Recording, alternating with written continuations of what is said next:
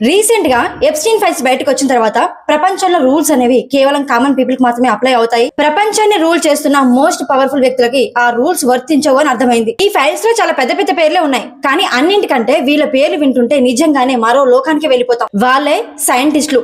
ఇంత dark group లోకి వాళ్ళెందుకు enter అయ్యారు? ఈ ఎప్స్టీన్ అనే వ్యక్తి సైంటిస్టుల యొక్క బలహీనతను అదంగా చేసుకుని వారి బలాలను ఉపయోగించుకోవాలనుకున్నాడు. ఆ బలహీనత ఏంటి అంటే మనీ. సైంటిస్టులు అంటేనే రీసెర్చ్. వారి రీసెర్చ్ కోసమే వారి జీవితాన్ని మొత్తం అంకితం చేస్తారు. అలాంటి వారికి ఎవరో ఒకరు డబ్బులు డొనేట్ చేస్తూ ఉంటారు.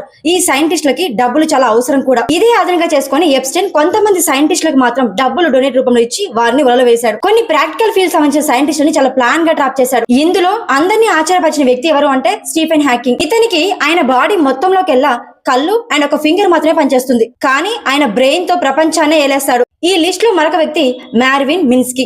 ఆర్టిఫిషియల్ ఇంటెలిజెన్స్ కి పితామహుడు అని చెప్పుకునే వారిలో ఇతను కూడా ఒకడు. దీనికి ఇంటర్నేషనల్ గా అతిపెద్ద ప్రూఫ్ ఏంటి అంటే వర్జీనియా గ్రిపే అనే అమ్మాయి మార్విన్ మిన్స్కీతో నువ్వు ఫిజికల్ కాంటాక్ట్ అవ్వాలి అని ఎప్స్టీన్ నన్ను బలవంత చేశాడు అని చెప్పి స్టేట్మెంట్ ఇచ్చింది. ఈ లిస్ట్ లో మరొక వ్యక్తి Lawrence crowns. A universe for nothing అనే ఒక సైన్స్ బుక్ ను రాసి ప్రపంచానికి అందజేశాడు. ఇతను సైన్స్ ఎక్స్పర్ట్. ఎప్స్టీన్ ఐలాండ్కి వెళ్లి ఇతను కూడా ఆ రాకెట్ లో పాల్గొన్నాడు అని చెప్పి 2018 న్యూస్ ఆర్టికల్ లో వచ్చింది. ఈ లిస్ట్ లో మరొక వ్యక్తి జార్జ్ చర్చ్. ఇతను ఎంత గొప్ప సైంటిస్ట్ అంటే 1200 ఏళ్ల క్రితం అంతరించిపోయిన మ్యామోత్ అనే మంచు ఏనుగులని మళ్లీ పుట్టించే ప్రయత్నంలో భాగంగా ఇతనే కీ రోల్ ప్లే చేస్తున్నాడు. అంటే హార్వర్డ్ యూనివర్సిటీలోని జెనెటిక్ డిపార్ట్మెంట్ లో డిఎన్ఏ సీక్వెన్సింగ్, జీన్స్ ఎడిటింగ్ చేసే నాలెడ్జ్ లో ఇతని ఎక్స్పర్ట్, లెజెండ్ అనుకోవచ్చు. ఈయనకి ఎప్స్టీన్ నుండి ఫండ్ వచ్చింది. ఈయన చేసిన ఒకే ఒక తప్పేంటంటే ఎప్స్టీన్ ఒక రాకెట్ అఫెండర్ అని ప్రూవ్ అయిన తర్వాత కూడా ఎప్స్టీన్ నుండి మళ్ళీ ఫండ్ తీసుకున్నాడు. ఎప్స్టీన్ కి సపోర్ట్ గా కూడా మాట్లాడేవాడు. ఈ సైంటిస్టులు అందరినీ ఒకే దగ్గర తీసుకురావడానికి మెయిన్ రీజన్ ఏంటో తెలుసా? ట్రాన్స్ హ్యూమనిజం అండ్ యూజెనిక్స్.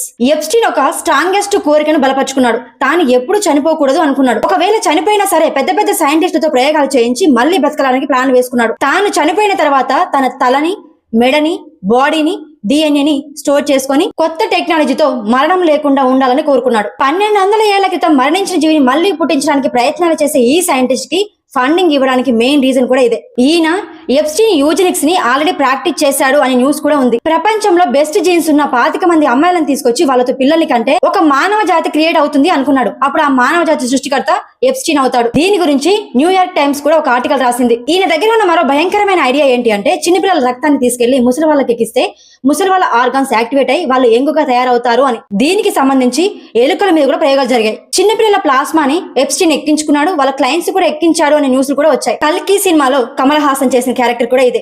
డబ్బు, పవర్ వస్తే మరణం లేకుండా బతకాలనే ఆలోచన కూడా పెరుగుతుంది. 25 ఏళ్ల క్రితం అదే జరిగింది. ఇంకో 2000 ఏళ్లు దాటిన తర్వాత కూడా అదే జరుగుతూనే ఉంటుంది. దీన్ని ఎవరు ఆపలేరు.